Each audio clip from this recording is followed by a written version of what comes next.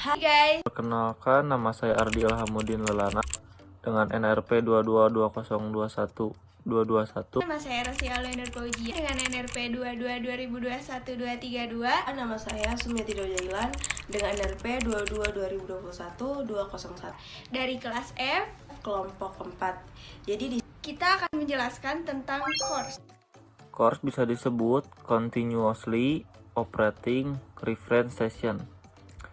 Adalah suatu teknologi berbasis GNSS yang berwujud sebagai suatu jaring kerangka geodetik yang pada setiap titiknya dilengkapi dengan receiver yang mampu menangkap sinyal dari satelit GNSS yang beroperasi secara penuh dan kontinu selama 24 jam per hari, 7 hari per minggu dengan mengumpulkan, merekam, mengirim data, dan memungkinkan para pengguna atau user memanfaatkan data dalam penentuan posisi, baik secara post processing maupun secara real time.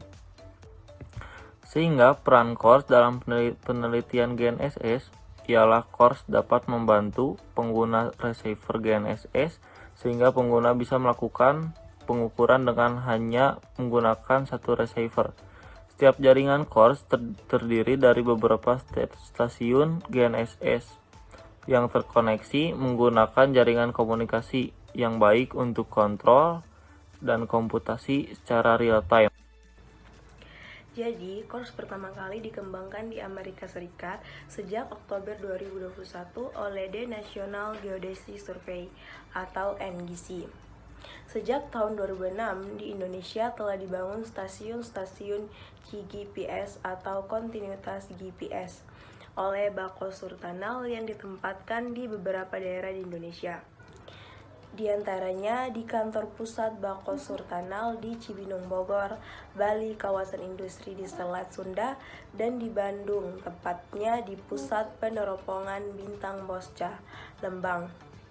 Sampai saat ini, jaringan CGPS di Indonesia sudah mencakup Jawa Barat sebanyak 15 stasiun dan Bali sebanyak 7 stasiun. Diharapkan dalam beberapa tahun mendatang, stasiun-stasiun GPS ini dapat dikembangkan menjadi sistem yang aktif dan multiguna. Secara teknis, dari segi alat sistem ini cukup efisien karena hasil pengukuran dapat diketahui pada saat itu juga dengan ketelitian tinggi menggunakan sistem koordinat TM3. Sedangkan dari segi SDM, sistem ini cukup membantu karena mudah dioperasikan dan lebih sedikit SDM yang dibutuhkan. Selanjutnya, berdasarkan pada segi pemeliharaan, sistem ini mengubah paradigma klasik TDT yang berubah tugu secara fisik menjadi tugu virtual. Jadi diperlukan lagi pemeliharaan terhadap fisik tugu yang ada di lapangan. Yang selanjutnya yaitu menentukan lokasi tempat berdirinya stasiun.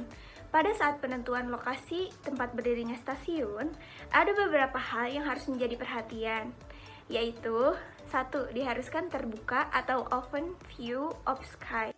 Yang kedua yaitu tidak ada benda terdekat yang dapat menyebabkan efek multipath. Yang ketiga, tidak ada transmitter di area tersebut yang dapat menyebabkan halangan. Yang keempat ialah monumentasi yang stabil untuk pendirian antena dan penentuan panjang kabel antena yang digunakan. Yang kelima ialah peletakan antena agar tetap aman meskipun berada di tempat terbuka. Yang terakhir yaitu ketersediaan akses internet untuk melakukan komunikasi data dengan pusat pengolahan data dan juga pengguna. Hal-hal tersebut merupakan faktor yang sangat penting untuk menjaga agar kualitas data yang tetap baik dan juga menjaga keamanan infrastruktur stasiun. Beberapa faktor seperti ketersediaan akses internet yang baik di Indonesia masih cukup sulit, sehingga hal tersebut harus benar-benar diperhatikan agar stasiun CORS dapat berfungsi optimal. Selanjutnya yaitu penempatan antena CORS. Sebuah antena GNSS pada reference station dapat melakukan trackdown satelit jika ditempatkan pada sudut 10 derajat di atas garis horizontal. Adanya obstruksi atau halangan di atas garis horizontal 10 derajat antena dapat menyebabkan hilangnya sinyal satelit dan juga efek multipath atau pantulan sinyal.